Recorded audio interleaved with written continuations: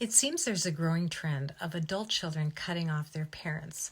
So I'm going to give you my thoughts on that. And hopefully, if you're a parent going through that right now with your child, it'll empower you with a way to potentially build a bridge back to your child.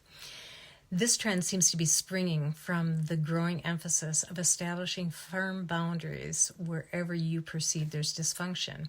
So, where it comes into play with the parent and child is where the parent's perception of their parenting and the home life is very different than what the child's perception and experience of the parenting and home life was.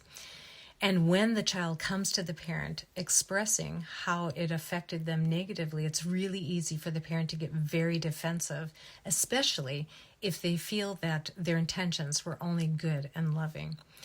I'm going to give you my experience with it because different of my children have come and expressed different things that have affected them negatively.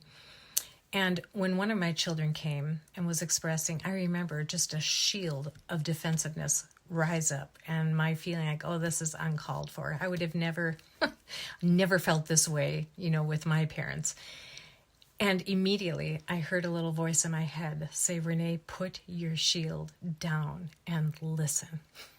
So I did. I let that shield down and I listened to my son.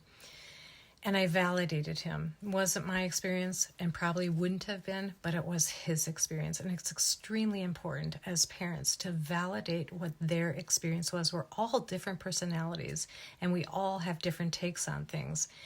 And if you want to keep a relationship with anybody, but in this case with your child, it's very important to validate what their experience was, whether it was good, bad, ugly, negative. Be a container. Be strong enough to be a container for your child to express their anger, disgust, frustration, sadness, whatever it is, without going to the point of taking it personally. And hear it and validate it. And then if there's an opportunity and it's called for, apologize and say how sorry you are that happened and that was their experience. And that if you did something that was hurtful, apologize for it. We are the parents. Let us be the bigger person to be able to hear our children and to validate whatever their experience was. And hopefully, in time, they will feel heard and understood, and that bond can come back again.